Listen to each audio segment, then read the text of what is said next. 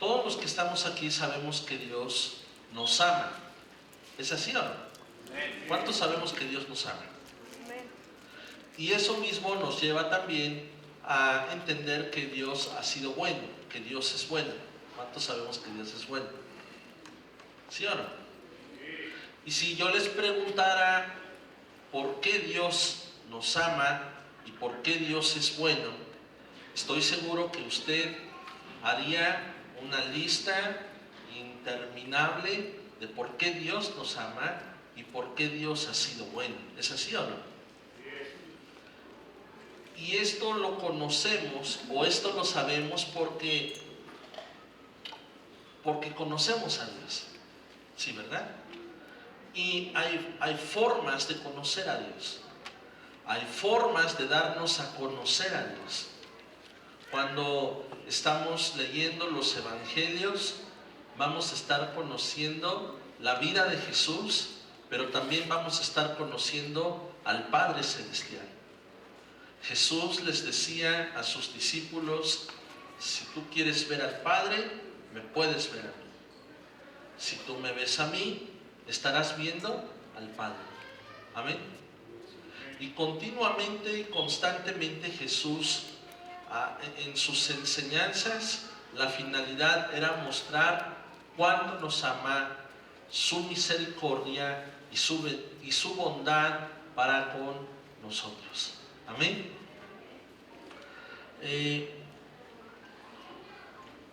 Ese es nuestro Dios. Ese es nuestro Padre, que nos ama, que es fiel y que tiene misericordia. Amén. Fíjese que hace mucho tiempo yo empecé a conocer a Dios. Me di cuenta, algo que me impactó fue que saber que Dios no está muerto, que Dios está vivo. Pero también una de las cosas que llegaron a impactar mi vida, que me marcaron, es saber justamente que Dios me ama. Y Dios me mostró su amor de muchas formas. También me di cuenta que Dios es bueno, que Dios es misericordioso. Y eso fue lo que vino a afianzarme en los caminos de Dios. Amén. Quiero comentarte algunas cosas que me pasaron recién yo empecé a conocer a Dios.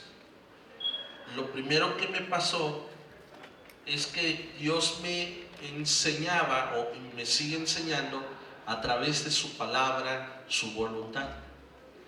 Y al principio que yo conozco de Dios, hubieron algunas cosas, o más bien hubieron muchas cosas que me inquietaron en su momento.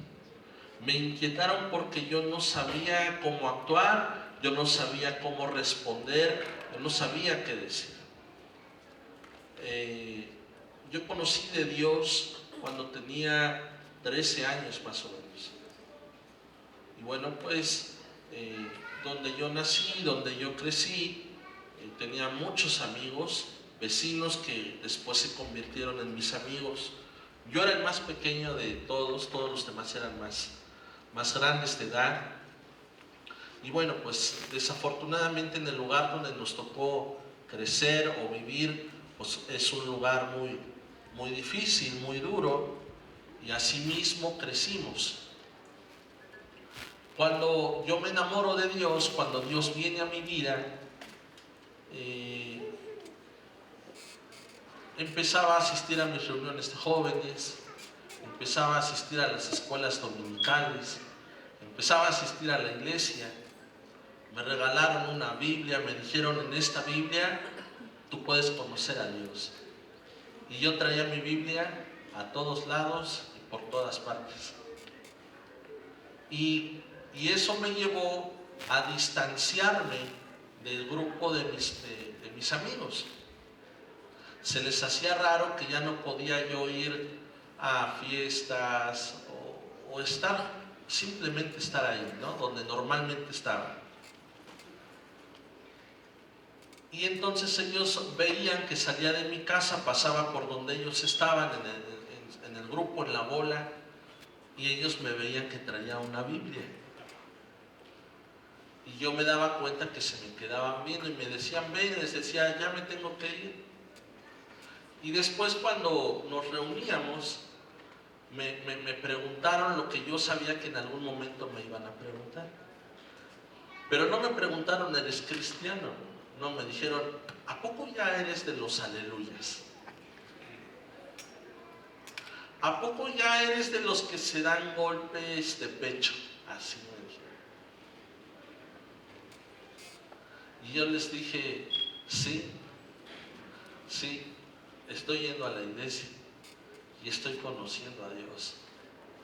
Quiero que sepan que Dios está vivo y que Dios los ama. No, hombre, me acabaron ahí.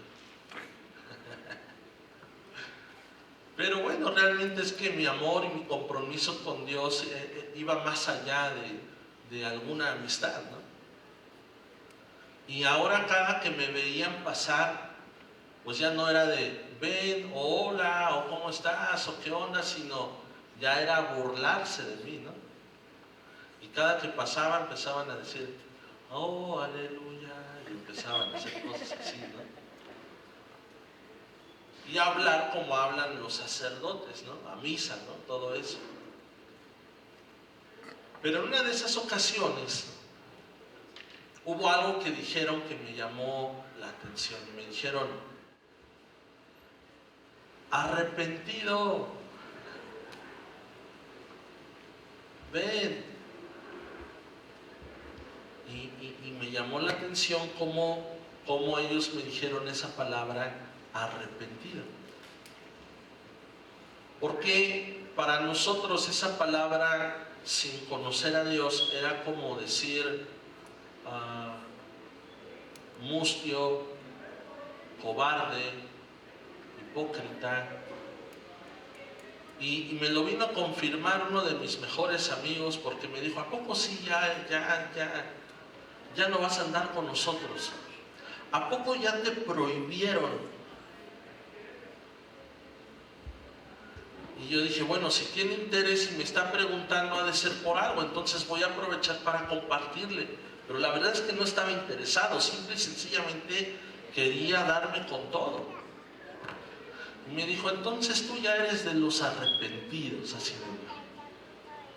Pero vuelvo a repetirte, la palabra arrepentido en nuestro entorno era como cobarde, como te echaste para atrás.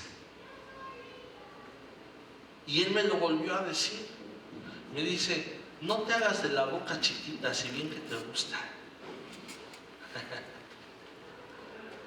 Dice, ¿verdad que ya te prohibieron?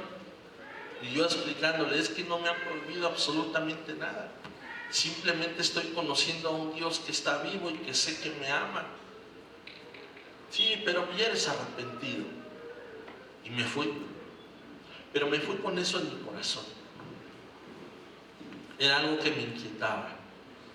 Y empiezo a leer la escritura, empiezo a leer los evangelios y encuentro la respuesta de Dios para esa inquietud que había en mi corazón. Y es justamente el versículo que yo quiero mencionarte, al cual yo quiero que me acompañes, que está en Mateo 4, verso 17.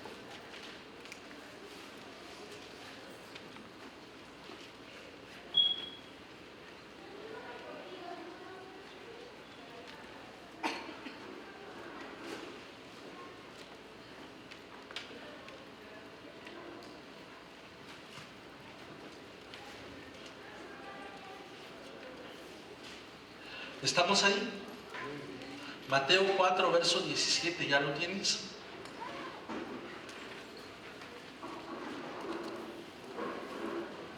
Amén. Bien, fíjate lo que dice. Desde entonces comenzó Jesús a predicar y a decir, arrepiéntanse. ¿Cuál fue el mensaje y cuál fue la predicación de Jesús? ¿En qué estaba basado? En un arrepentimiento. ¿Sí, verdad? O sea, lo que Jesús vino a anunciar, lo que Jesús vino a decir, lo que Jesús vino a predicar, tenía que ver con el ¿qué? Arrepentimiento. ¿Por qué? Porque Jesús venía a recuperar lo que se había perdido. ¿Estamos aquí? Repito, Jesús vino a recuperar lo que se había perdido. Jesús vino a recuperar nuestros sentidos. Jesús vino a recuperar nuestro corazón. Jesús vino a recuperar nuestra vida. Y Él sabía que la única forma de recuperar o de empezar a recuperar nuestra vida, nuestro corazón y nuestros sentidos era a través de un mensaje que abriera brecha para nuestra vida. Y ese mensaje tenía que ver con arrepentimiento. ¿Con qué? Con arrepentimiento. Para que Dios nos recuperara, para que Dios recuperara nuestros sentidos, para que Dios recuperara nuestro corazón, nuestra vida por completo, obviamente tenía que ser a través de Jesús. Pero el mismo Jesús vino a establecer un mensaje que viniera a sacudir nuestro corazón, que viniera a sacudirnos por completo y hacernos volver en sí y decirnos qué estamos haciendo en esta dirección. Justamente algunas definiciones de la palabra arrepentimiento es un cambio de dirección. ¿Qué es arrepentimiento? Cambio de dirección. Eso me va a llevar a tener un cambio de mente, un cambio de corazón, y eso me va a llevar a tener un cambio de actitud. 4 definiciones de arrepentimiento. Número 1, cambio de dirección. Número 2, cambio en mi mente. Número 3, cambio en mi corazón. Y número 4, cambio de actitud. O sea, mi vida, mi forma de actuar es diferente. Mis actitudes son diferentes. Y son diferentes porque tuve un cambio de corazón, un cambio de mente y un cambio de dirección. Esa es la definición de la palabra arrepentimiento. Sin embargo, ¿qué aprendíamos o qué aprendimos cuando no conocíamos de Dios y escuchábamos o teníamos la palabra arrepentimiento? La verdad es que ese arrepentimiento más bien era remordimiento. ¿Era qué? Remordimiento. O sea, hacerme sentir mal solo por un momento. Me incomodaba, me sentía mal, hasta me podía sentir triste. Es más, hasta me salían las de cocodrilo. Y decía, por esta que ya voy a cambiar, por esta que ya no te llego borracho el siguiente fin de semana. Mira, te prometo que ya no te vuelvo a levantar la mano. ¿Y qué sucedía? A la semana o a los días se volvía a cometer la misma situación. La misma situación por la cual se había prometido, no lo íbamos a volver a hacer. Y lo jurábamos y lo perjurábamos y nos sentíamos mal y hasta hacíamos la chillona, como dicen por ahí, pero no pasaba nada. La situación era exactamente la misma. A eso se le llama remordimiento, pero no era un arrepentimiento. Repito, Dios quiere recuperar mis sentidos, mi corazón y mi vida. Dios ya lo hizo en Jesús hace más de 2000 años. Y como empieza el ministerio de Jesús aquí en la tierra, abriendo brecha a través de una palabra poderosa donde Jesús hablaba, donde Jesús enseñaba, donde Jesús predicaba acerca del arrepentimiento. Y decía, arrepiéntanse, y después decía algo más, porque el reino de los cielos, ¿qué? Se ha acercado. Hermano, yo quiero que sepas algo. Dios nos ama, nuestro Padre nos ama. Así empezamos con esto, ¿verdad? Dios es bueno. ¿Y sabes por qué yo digo que Dios es bueno? Porque su bondad nos lleva y nos guía al arrepentimiento. ¿Estamos aquí? Dios nos ama tanto, escuche esto, que no solamente envió a Jesús, su único hijo, a morir por nosotros,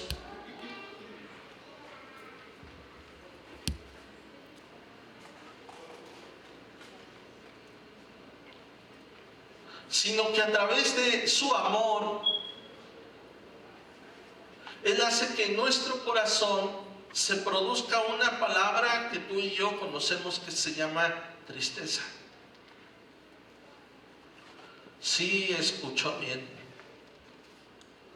Es algo que a lo mejor puede chocar en este momento en nosotros. Y decir, a ver, pastor, ¿qué dijo? Que Dios produce tristeza en nosotros. Sí, mi hermano, la palabra dice que hay dos tipos de tristeza.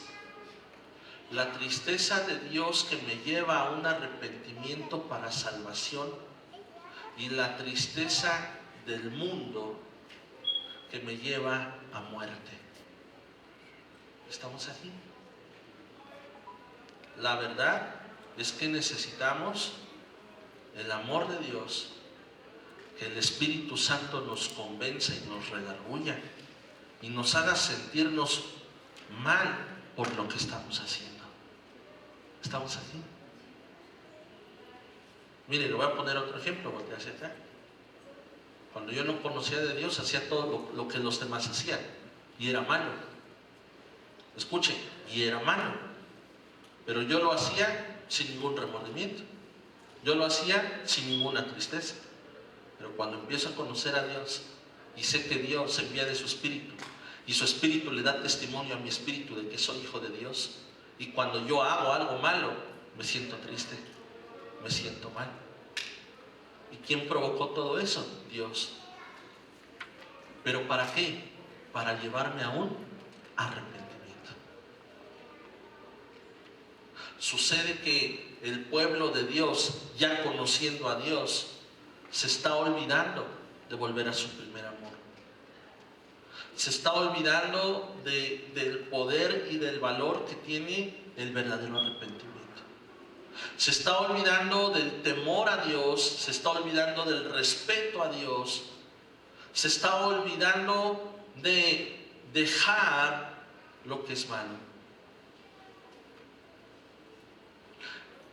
Jesús vino a predicar, Jesús vino a abrir brecha diciendo, arrepiéntanse porque el reino de los cielos se ha acercado. ¿Y sabes? Fuimos llamados a ser hijos del reino. ¿Cuántos dicen amén? Fuimos llamados a ser hijos del reino. Fuimos llamados a ser parte o a estar dentro de un palacio, donde en ese reino y en ese palacio tenemos un rey, nuestro Padre Dios, Rey de reyes y Señor de señores. No fuimos llamados a ser esclavos, fuimos a ser llamados hijos del reino, donde nuestro papá es un rey. Donde nuestro papá es ¿qué? Es un rey. Usted es hijo de un rey. Usted es un hijo de un rey. Amén.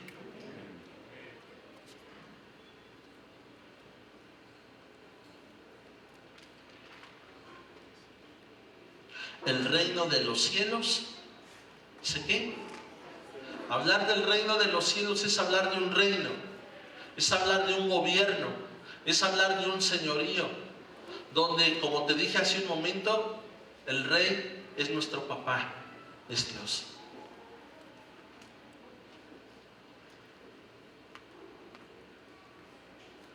Yo quiero ese gobierno de Dios en mi vida. Yo quiero ese señorío de Dios en mi vida. Y para eso necesito tener un cambio de mente, un cambio de corazón, un cambio de actitud y un cambio de dirección. Cuando yo veo este versículo, le di gracias a Dios y le dije: Señor, esta es la respuesta a la inquietud que había en mi corazón. Ahora ya no me voy a sentir mal cuando me griten: ahí va el arrepentido. Porque el arrepentimiento ya no tendría nada que ver con cobardía, más bien con valentía. Valentía para poderme levantar y dar la vuelta a lo que yo sabía que estaba haciendo mal, a lo que me estaba produciendo un mal y a lo que a la larga me iba a llevar a provocarles otro mal a la gente que me rodea y me ama. Entonces le dije al Señor: Señor, yo quiero ser el más grande de los arrepentidos, porque quiero ser parte de tu reino. Déjeme enseñarle dos definiciones de lo que es el reino de los cielos o el reino de Dios, aunque son cosas diferentes, pero yo quiero manejarlo como una sola cosa. Romanos 14, verso 17.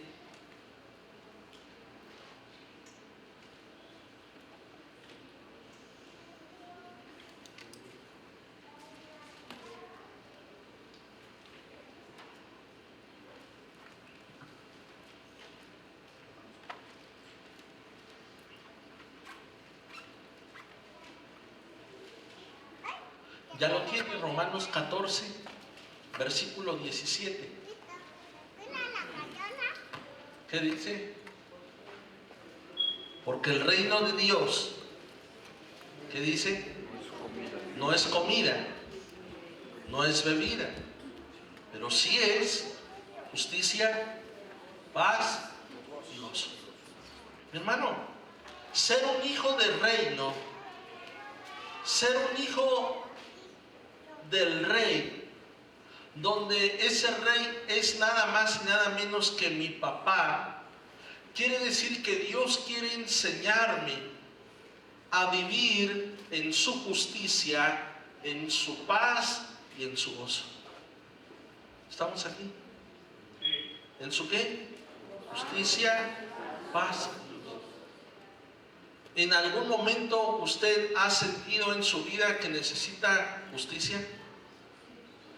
Porque han cometido injusticia, ¿sí o no? Bien.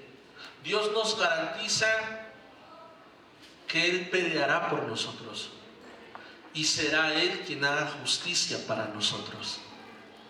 Necesito ser parte de ese reino. ¿Estamos? Necesito la paz que solamente Dios puede dar. Y su palabra dice: por nada estés afanado, por nada estés preocupado.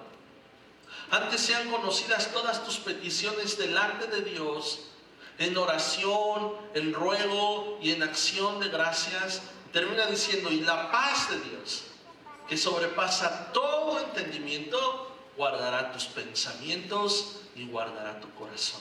Entonces, necesito esa paz, definitivamente.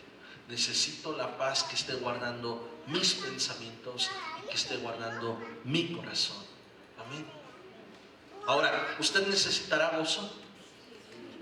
¿Y en qué momento viene el gozo en su vida? Bueno, pueden ser muchas situaciones que generen o que den como resultado tener gozo, pero yo pienso, cuando se habla del gozo, yo pienso en algo. Yo me siento gozoso cuando Dios me ha dado la victoria sobre alguna adversidad. Cuando hay victoria, hay gozo. Hay gozo porque Dios me dio la victoria. Necesito ser hijo del reino. Necesito reconocer que Dios es mi Padre y que es mi Rey, que es mi gobernador, que es mi Señor. ¿Estamos? Justicia, paz y gozo. Dice que no es comida ni bebida, porque habla de la comida y de la bebida y después habla de la justicia, paz y el gozo. Porque la justicia, la paz y el gozo es para siempre. es algo que viene del cielo, es algo que viene de la mano de Dios. La comida y la bebida tendrán un tiempo en que se echen a perder, tendrán una fecha de caducidad, pero todo lo que tú y yo podemos recibir de Dios será para siempre. Será para siempre. Justicia, paz y gozo. Y después hay otra definición que está en 1 Corintios 4, versículo 20. Estamos viendo dos definiciones o estamos viendo lo que significa el reino. Definitivamente necesito el reino de Dios sobre mi vida. 1 Corintios 4, 20, ¿ya lo tienen? ¿Qué dice? Porque el reino de Dios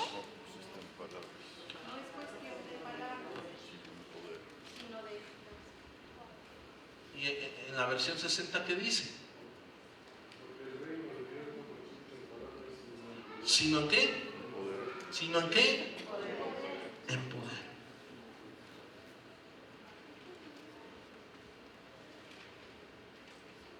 Mire, el ejemplo que yo le quiero poner de el reino de los cielos no consiste en palabras, sino en poder. Se lo quiero dar con otro ejemplo. ¿Me lo permite? Okay. Veamos 3 ejemplos. ¿Cuántos? Solo vamos a ver 3 ejemplos. Número 1. Busque por favor Lucas 15, verso 1.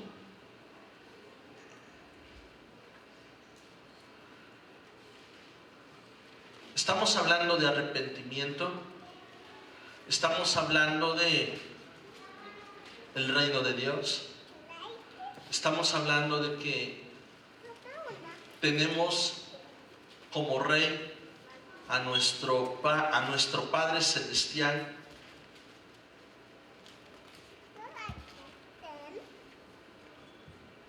Amén. Lucas 15, versículo 1.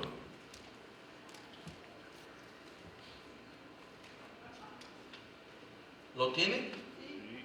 Se acercaban a Jesús todos los publicanos y pecadores.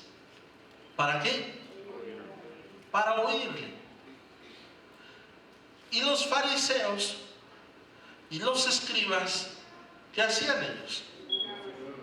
Mientras unos murmuraban, otros querían escuchar a Jesús. ¿De cuál eres tú?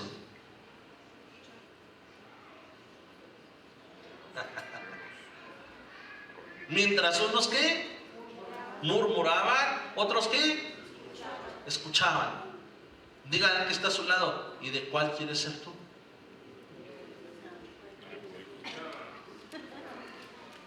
Ah, ¿quieres ser de los que escuchaban? Pecador y publicano.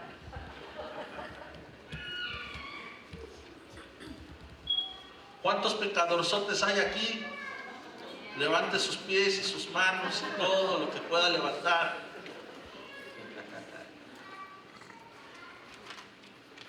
Publicanos, tranzas. No les digo a ustedes, me refiero a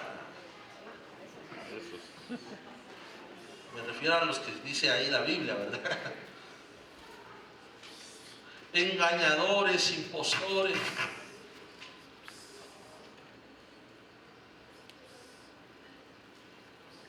Pero estaban donde estaba Jesús. ¿Cómo? Déjeme volverlo a leer, por favor. Se acercaban a Jesús todos los publicanos y todos los pecadores para oírle. Y los fariseos y los escribas murmuraban y decían lo siguiente: o sea Jesús, a los pecadores recibe y hasta come con ellos. Los fariseos estaban asombrados de cómo era posible de que Jesús, el que la gente le empezaba a llamar el Mesías o el profeta o el Hijo de Dios, conviviera o estuviera o comiera con ellos. La realidad es que los fariseos y los escribas igual eran de pecadores como nosotros, solo que ellos aparentaban no serlo. ¿Estamos aquí? Las iglesias posiblemente se ha manejado equivocadamente como que va la gente que es elegida o escogida o santa, o que se porta muy bien, o que hasta ya le salió una aureola, y hasta se buscan las alas, y no vas a encontrar alas, no vas a encontrar aureolas, solo que la tengas tatuada las alas. Pero la verdad es que los que venimos a oír a Dios, es que estamos reconociendo que necesito de Dios, que necesito estar cerca de Él, que necesito ser el mayor de los arrepentidos, el más grande, porque yo necesito ser parte de Dios, necesito ser parte de su reino. Yo no quiero quedarme afuera, yo quiero ser parte de su reino, parte de su gobierno, que sea Él el que vaya guiando y dirigiendo mi vida y mis pasos y hasta mis decisiones, que ya no sean mis decisiones, pero que sean más bien las de Él en mí. Me conviene, me conviene. Estos hombres, fariseos y escribas, se asombraban porque Jesús convivía y estaba con los pecadores y con los publicanos, pero finalmente lo que ellos querían hacer era escuchar a Jesús.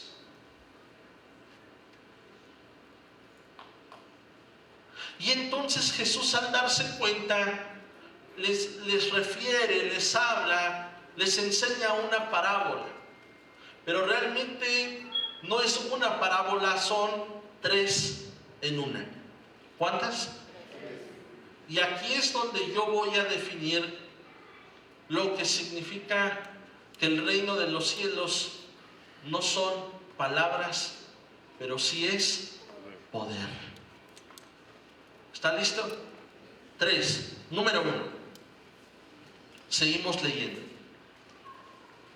Entonces Él les refirió esta parábola diciendo: ¿qué hombre de ustedes, teniendo 100 ovejas, si pierde una de ellas, no deja las 99 en el desierto y va tras las que se perdió? ¿Hasta qué? Hasta encontrarla. ¿Hasta qué? Voltea hacia acá, por favor. La primer parábola y el primer ejemplo de Jesús.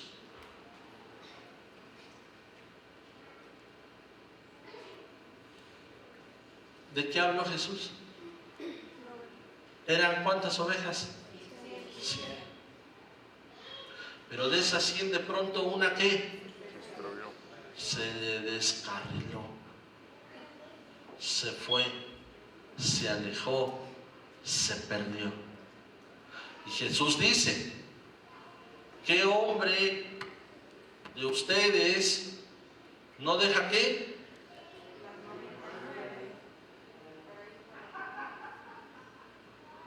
Ahora vamos a meternos a ese ejemplo. Usted es pastor de ovejas, tiene 100 ovejas, se le pierde una. Contésteme. ¿Dejas las 99 por una? Nada más dígame, ¿la deja o no la deja?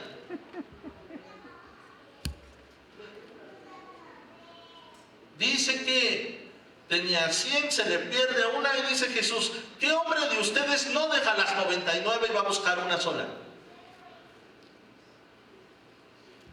Y luego regresas.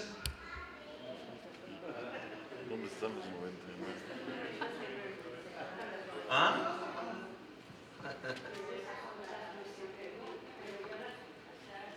Bueno, muy bien.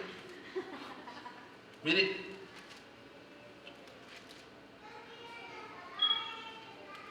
Jesús dijo, ¿qué hombre de ustedes no dejan las 99 y va por una? Pero mire lo que sigue diciendo. No deja las 99. ¿En dónde? No dice en el redil, ¿verdad? ¿En dónde? En el desierto. Ah, canijo. Y va tras la que se perdió.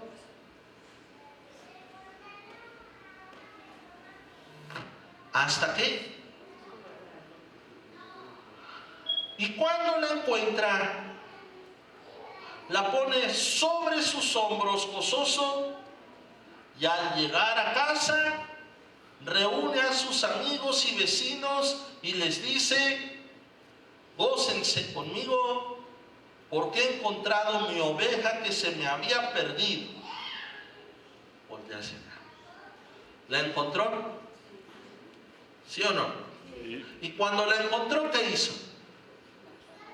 ¿Qué dice ahí? ¿La qué? ¿Pero qué hizo cuando la encontró? ¿La puso en dónde? Ah, como me acuerdo cuando fui a la librería cristiana. ¿Usted ha ido a la librería cristiana?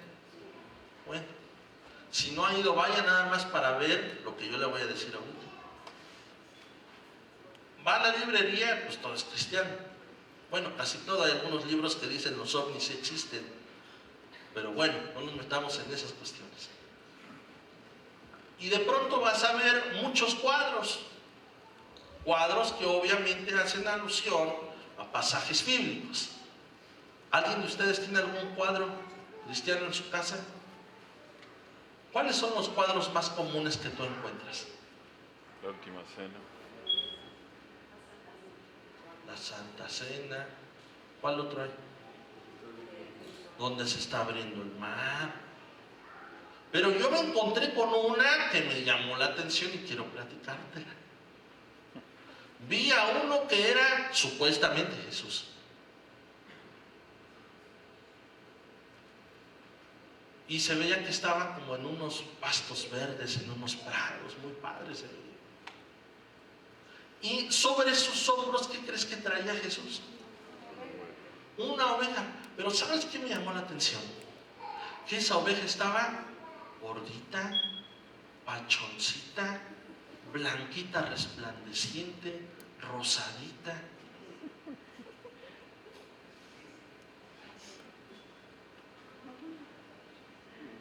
¿Cómo cree usted que ese hombre que fue a buscar su oveja y que dejó 99 encontró a esa oveja? ¿Cómo la habrá encontrado?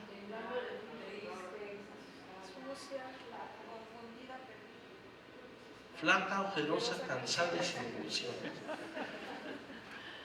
Por eso cuando yo vi el cuadro dije, no, así no nos recoge el buen pastor. Así no me encontró mi buen pastor. A mí me encontró flaco, ojeroso, cansado y sin ilusiones. Pero Dios ya hizo la obra en mí, miren. Ya me restauró, ya me sanó, me está haciendo libre. Amén.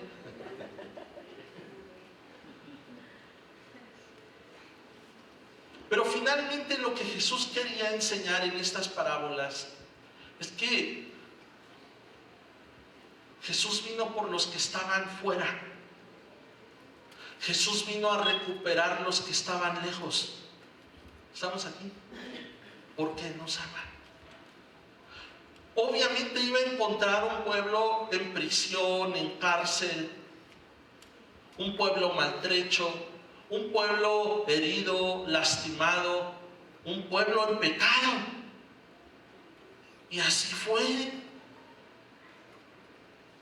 Y hoy en día la obra del Espíritu Santo continúa. Hoy en día la búsqueda continúa. Hoy en día Jesús está a la diestra del Padre y está intercediendo por seguir recuperando esa oveja.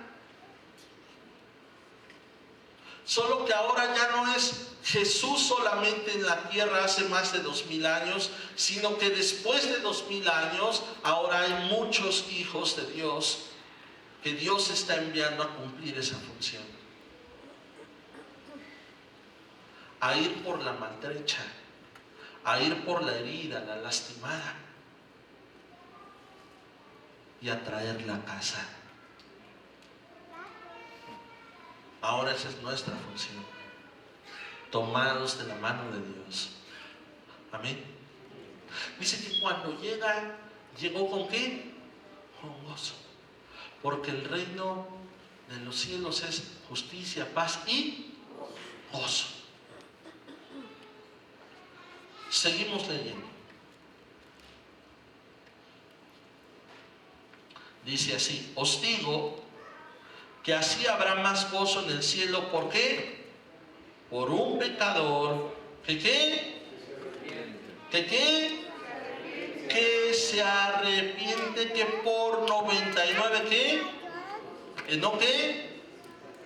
que no se arrepienten, que no necesitan de arrepentimiento. Ejemplo número 2. Siguiente versículo. ¿Qué versículo es? 8. Mire lo que dice. ¿O qué mujer que tiene qué? Que tiene 10 dracmas. Un dracma es una moneda de plata, una moneda de mucho valor. ¿Esta mujer tenía cuántas? 10. ¿Y qué le pasó? ¿Perdió qué? ¿Perdió qué? Perdió un dracma, una moneda de plata. Dice, si esa mujer pierde una moneda, dice, no enciende la lámpara y barre la casa y busca con diligencia ¿hasta qué? ¿Hasta qué? Hasta encontrarla. Otro ejemplo, muy parecido al primero, solo que ahora ya no es la oveja, ya no es el pastor, ahora es una mujer que tiene 10 monedas de plata, pero una de esas monedas se le pierde, es decir, cae. Dice, ¿qué hace esa mujer? Número 1, ¿qué dice que hace? Lo primero que dice, ¿qué hace? Enciende la luz. Porque seguramente esa moneda de plata, al caer al suelo, se va a confundir con polvo, con tierra, con basura y tal vez hasta con una corcholata que no tiene absolutamente nada de valor. Hermano, tú y yo podemos ser esa oveja. Hemos sido esa oveja. Pero también tú y yo tenemos valor como esa moneda. ¿Estamos aquí? Y que aunque nos hayamos equivocado y aunque nos hayamos ensuciado y hasta confundido con la basura, hay alguien que me va a buscar porque sabe el valor que yo tengo. ¿Estamos aquí? Ok. Dice, enciende la luz. Después, ¿qué hace? Barre la casa. ¿Barre qué? Con diligencia. Y número 3, ¿qué hace? ¿Qué sucede? Reúne a sus amigas y vecinas. La busca hasta qué. Y cuando la encuentra, ¿qué hace? Reúne a sus amigas, vecinas, diciendo, gócense conmigo porque he encontrado el dracma que se me había perdido. ¿Alguna vez has perdido algo? ¿Y lo has recuperado? ¿Y cómo te sientes cuando lo recuperas?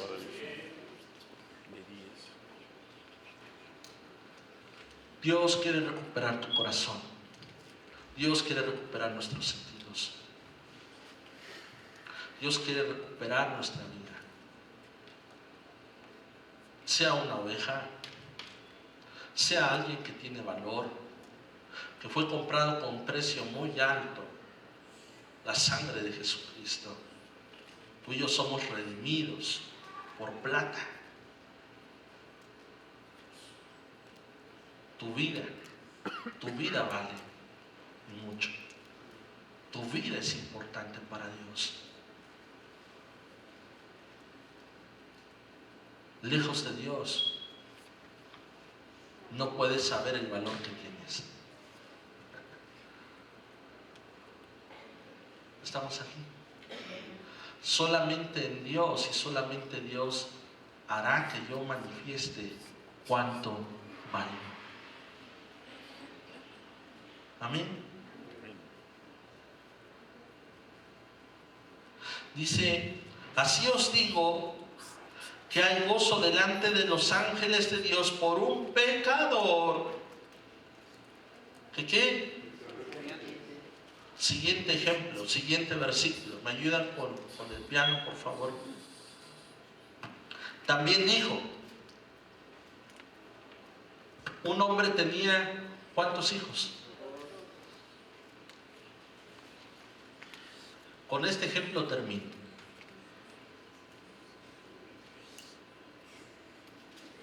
Un hombre tenía ¿cuántos?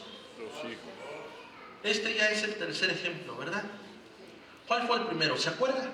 La oveja perdida. La oveja. ¿El segundo? Dracma. La moneda Ok. Y este es el tercero. ¿Y de qué estamos hablando? de hijos. Que es el reino de Dios.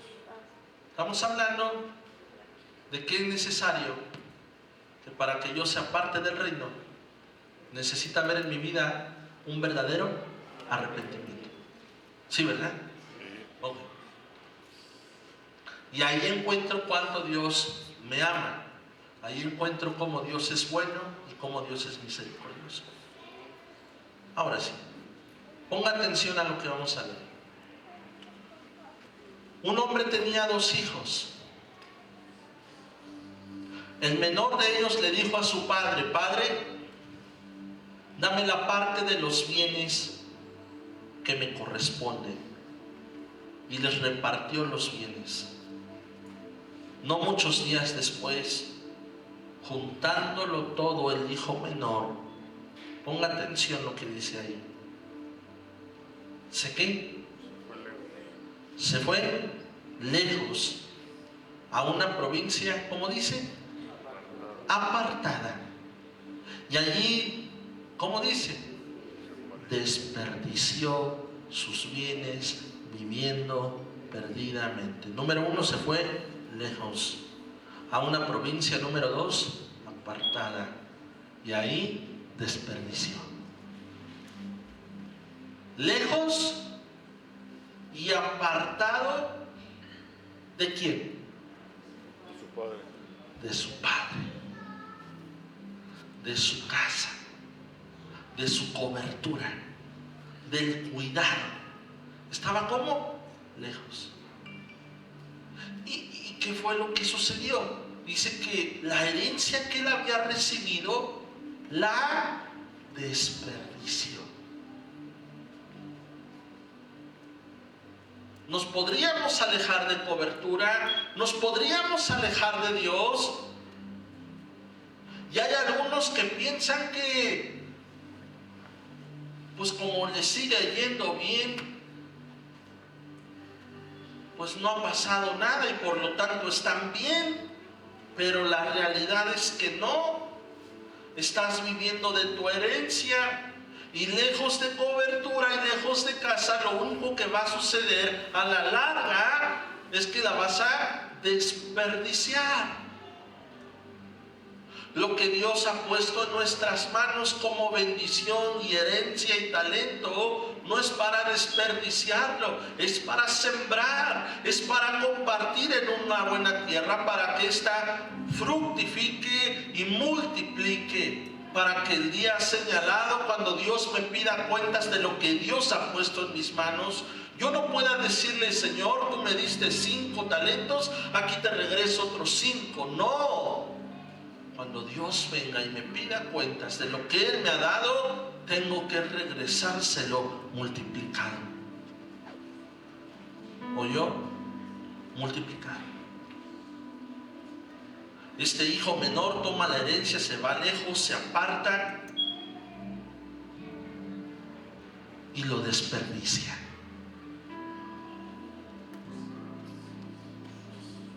Se fue lejos, se apartó, desperdició sus bienes viviendo perdidamente. Siguiente versículo. Y cuando todo lo hubo malgastado, no paró ahí, dice: vino una gran hambre, vino una escasez en aquella provincia y comenzó a faltarle. Ponga atención lo que dice más adelante. Y fue y se arrimó a la casa de su padre. ¿Sí sucedió eso? No. ¿Sí estamos en el mismo versículo? ¿Sí me va siguiendo en la lectura? Lo voy a volver a decir. Y fue y se arrimó a la casa de su padre. ¿Dice así? No. ¿Qué hizo? ¿Qué hizo cuando lo había perdido todo? ¿Qué hizo cuando había escasez en su vida?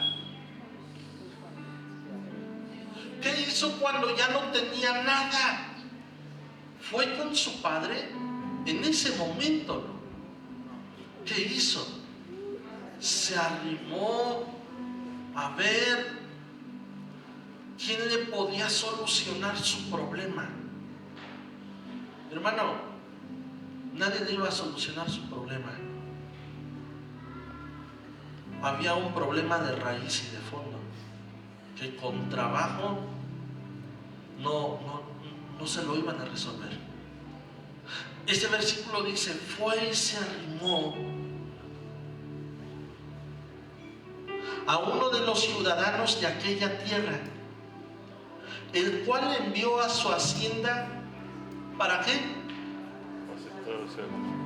¿Para qué?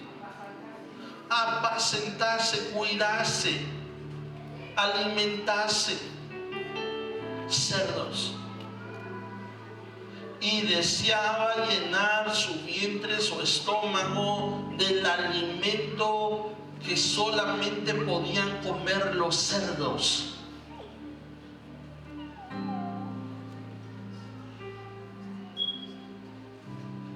¿Estamos hablando del mismo hombre? Sí, ¿verdad? ¿Estamos hablando de aquel que tenía una familia? ¿Estamos hablando del que tenía un padre? ¿Que tenía un hogar? Sí, ¿verdad?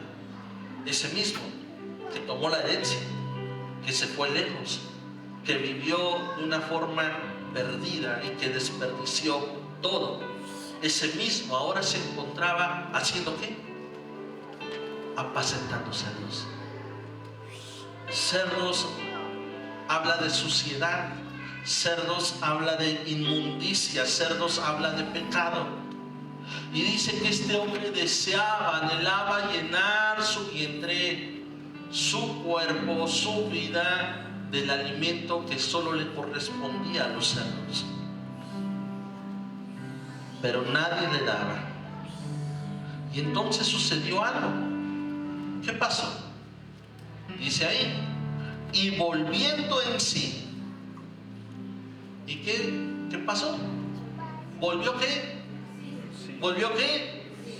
Y volviendo en sí.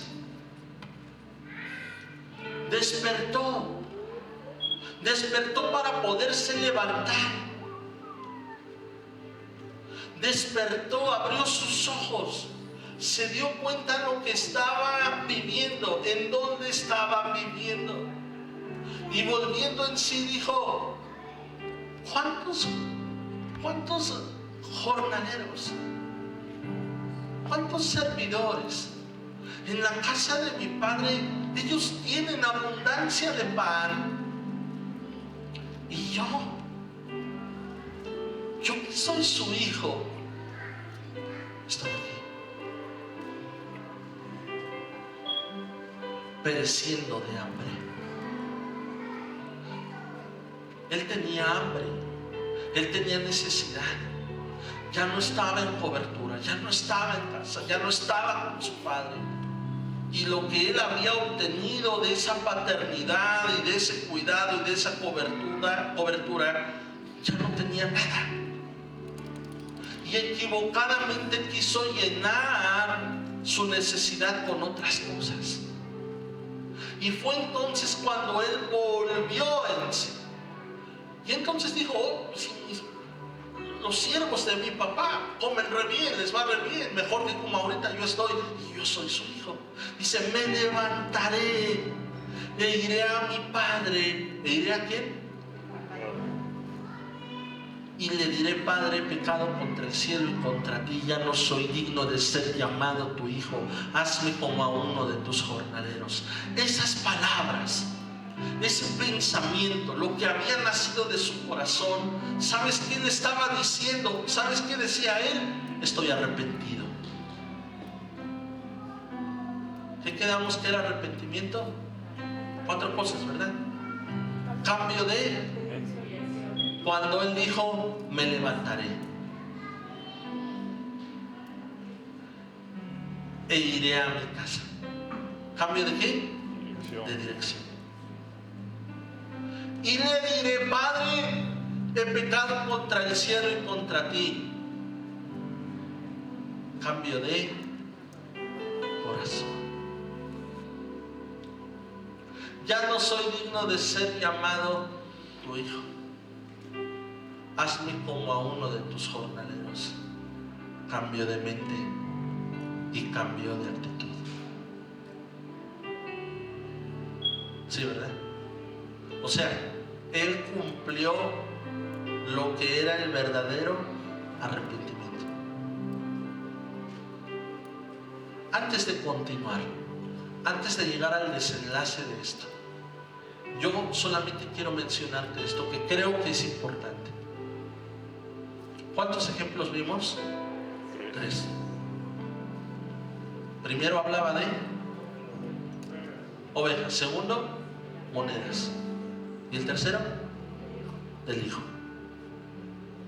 En los 2 primeros tienen algo en común: que ambos Producen gozo. los fueron a buscar. Sí, ¿verdad? Y a diferencia del tercero, Regreso. el papá no fue a buscar al hijo. Sí, ¿verdad? ¿Se dio cuenta? Ahora, fíjense, ¿cuántos de aquí somos papás? Felicidades a todos los papás que el mundo celebra hoy, que es nuestro cumpleaños. No sé.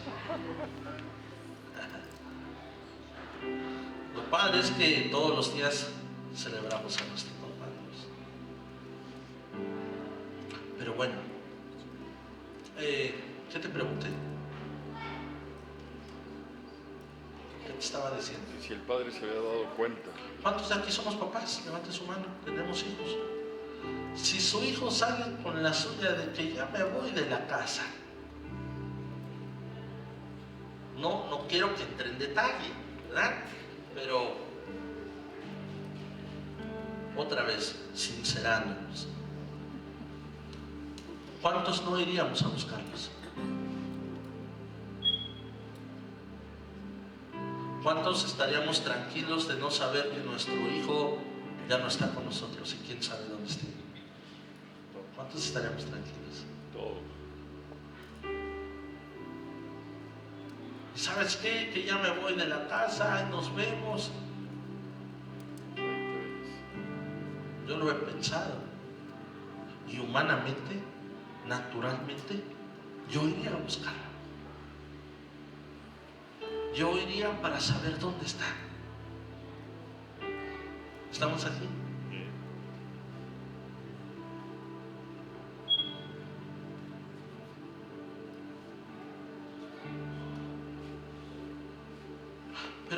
entiendo que eso no tiene nada que ver con cuánto amo o cuánto no amo. Porque finalmente el propósito del Padre por no irlo a buscar se cumplió. Porque yo pienso esto: si el Padre hubiera ido a buscar a su Hijo, ¿cómo cree usted que el Hijo recibiera al Padre o lo hubiera recibido? Con gusto. Porque con poder, él a lo mejor en su corazón había orgullo y soberbia, y al ver a su padre, no, que no, tronabas. No, si lo traigo aquí.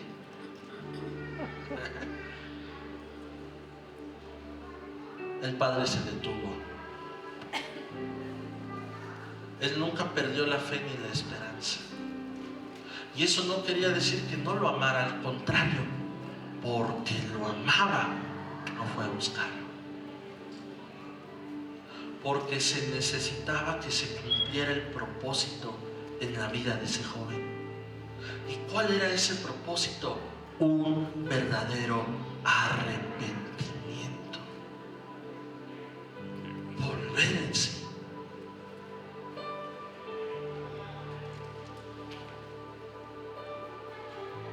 Y cuando el hijo por fin se levanta y va en dirección a la casa de su padre, déjeme decirle que cuando se encuentra con él, el hijo nunca le dijo y nunca le reprochó: ¿por qué no me fuiste a buscar? ¿Que no me amas? No, porque él sabía perfectamente que lo que necesitaba cambiar en su corazón y en su vida solamente dependía de él y no de su padre. ¿Qué sigue diciendo? ¿Qué sigue diciendo? ¿Qué dice? ¿Lo tiene? Y levantándose, vino a su padre. ¿Sí, verdad?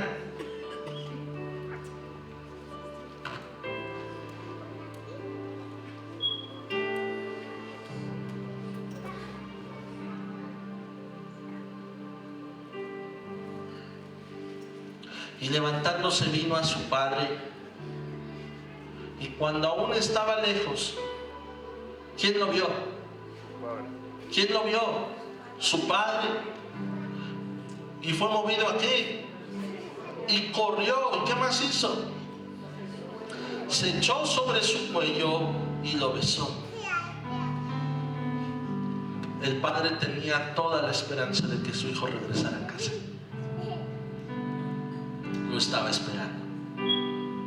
¿Cómo? Lo estaba esperando. Y cuando apenas lo vio, ¿qué hizo el padre? Corrió a donde él estaba. ¿Y qué hizo? Se echó sobre su cuello, lo abrazó y lo besó. Fíjense, no es malo, pero a veces queremos escuchar a Dios decirme que me ama. Y no es malo, está bien, estamos en todo nuestro derecho. Pero muchas veces Dios nos dice que nos ama sin palabras. Simplemente puedo sentirlo en mi corazón, que aunque me equivoco, que aunque me alejo de Él, Él sigue siendo fiel. Él sigue esperando a que yo vuelva a casa. Y cuando yo regreso a casa, yo no encuentro un regaño, yo no encuentro un juicio, yo no encuentro una crítica de Dios. Lo único que encuentro y lo único que siente mi corazón es sentirse amado, es sentirse abrazado, es sentirse aceptado por mi Padre. Yo nunca escuché que me dijera te amo, pero sí lo sentí. El hijo nunca escuchó decirle que su padre le dijera te amo, pero se lo demostró, se lo manifestó, lo abrazó, besó, se colgó sobre su cuello. ¡Ay! ¿Y cuál era la forma en la que él venía físicamente? Venía de apacentar cerdos, ¿no? Venía de un chiquero, ¿no? Sí, ¿verdad? Venía sucio, venía apestoso, sí, ¿verdad? ¿Y le importó a su padre? No, tú eres mi hijo, aunque vengas sucio, aunque vengas maltrecho, tú eres mi hijo. Estamos aquí. ¿Verdad que Dios nos ama? ¿Verdad que Dios es bueno? Y su bondad nos guía al arrepentimiento. ¿Sabes qué fue lo que provocó que ese varón volviera en sí? La bondad de su padre. Y usted dice, pero ¿cómo la bondad si el papá nunca fue a buscarlo? Había un propósito, que el hijo despertara. Muchas veces es mejor que uno despierte a que uno venga a despertarlo.